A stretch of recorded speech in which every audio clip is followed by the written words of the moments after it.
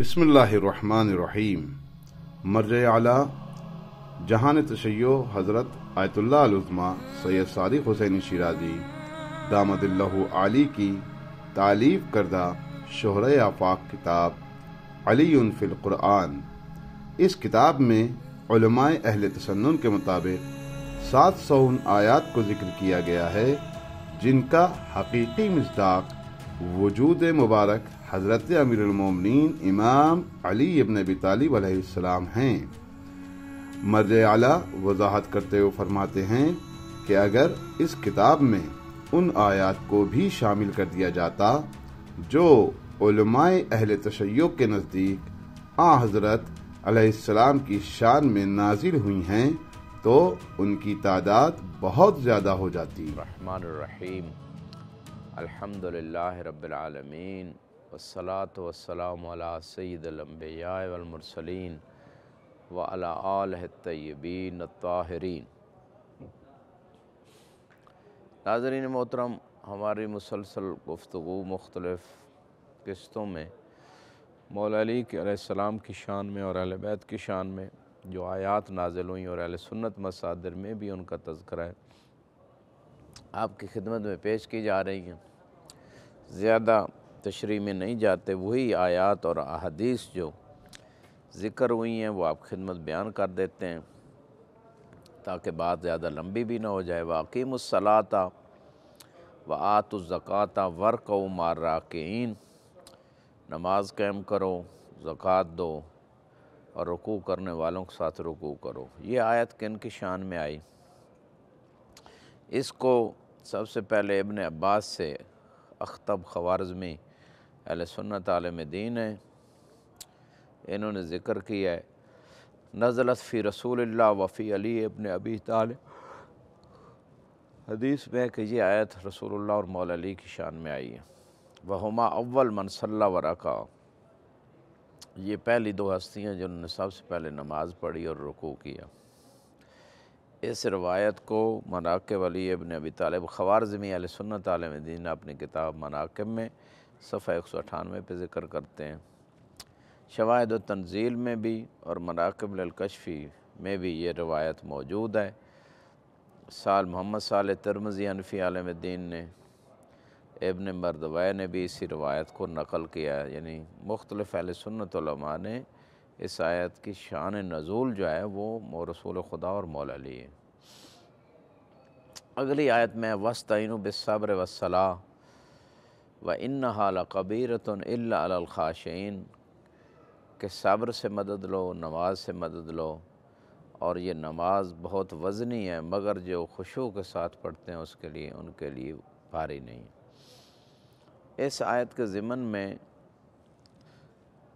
کچھ علماء اہل سنت نے ایک روایت ذکر کی ہے ابن عباس سے، الخاشع فی صلاتی المقبل علیہا یعنی رسول اللہ وعلی، کہ نماز میں خشوع کے ساتھ نماز پڑھنے والے رسول اللہ ہیں اور مولا علی علیہ السلام ہیں، ان کی شان میں یہ آیت آئی۔ تو اس حوالے سے بھی حاکم حسقانی نے شواہد التنزیل میں بھی اور بہت سارے دوسرے اہل سنت علماء نے اس روایت کا تذکرہ کیا ہے۔ یہ تو اہل سنت مصدر ہے۔ یہاں پہ ایک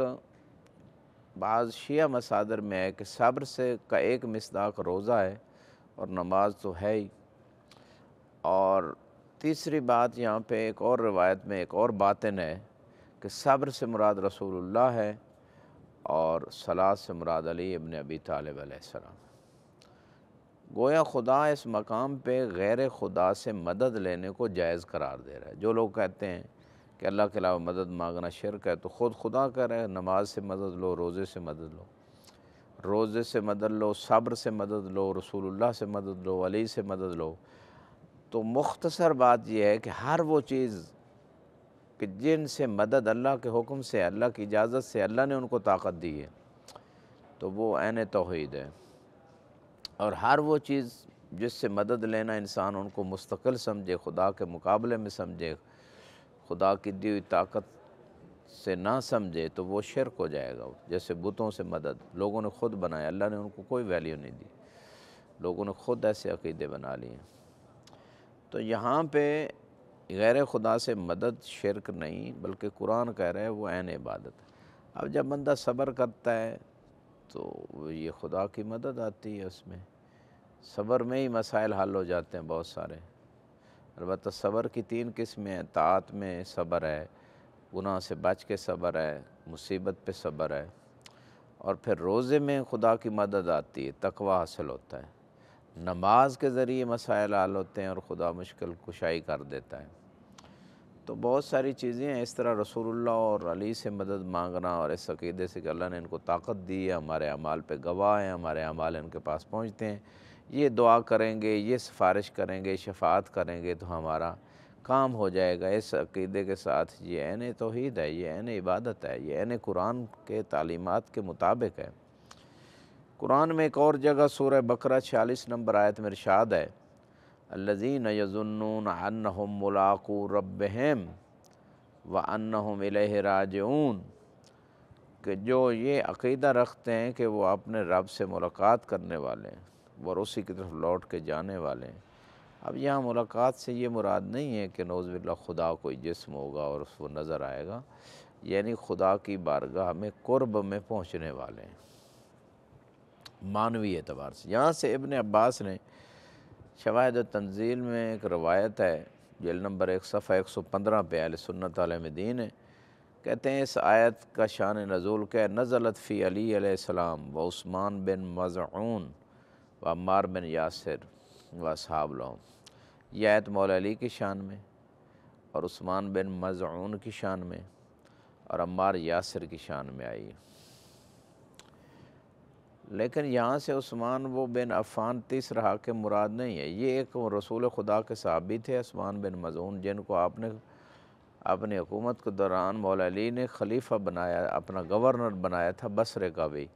جس کے داڑھی کے بال کھینچے تھے جا کے جمل والوں نے، اور یہ ایک نیک انسان تھے، مومن تھے، مولا کے چاہنے والے تھے، اور مولا علی خود فرماتے ہیں میں نے جو اپنے بیٹے کا نام عثمان رکھا ہے نا، وہ اس صحابی کی نیکی کی وجہ سے، عثمان بن مظعون یہ نیک صحابی مومن جو تھا، اس سے محبت کی وجہ سے رکھا تھا، تو یہ مولا نے خود کلیئر کیا۔ اور دوسری آیت جو ہے سورہ بقرہ کی 57 نمبر آیت، وَمَا ظَلَمُونَ وَلَٰكِنْ كَانُوا أَنفُسَهُمْ يَظْلِمُونَ، کہ ہم نے ان پہ ظلم نہیں کیا بلکہ خود اپنے اوپر یہ ظلم کرتے تھے۔ یہ آیت بھی حافظ حنفی قندوزی نے صفحہ 358 پیج منابع المدت میں لکھا ہے کہ امام فرماتے ہیں کہ اللہ پہ تو کوئی ظلم کر نہیں سکتا، لیکن چونکہ اللہ نے ہمارے اوپر ظلم کو اپنے اوپر ظلم قرار دیا، جیسے ہمارا میتا ذرا میتا، کہ تو نے نہیں پھینکا میں نے پھینکا، جس رسول کی اطاعت کی اس نے میری اطاعت کی، کہ اللہ نے اس طرح بہت ساری آیات میں اس طرح کی باتیں کی ہیں، تو اہل بیت پہ ظلم اللہ پہ ظلم ہے۔ تو اس کا معنی یہ ہے کہ جس نے اہل بیت پہ جس زمانے میں، جس شکل میں، جس صورت میں ظلم کیا، گویا اس نے اللہ پہ ظلم کیا، اور اللہ پہ ظلم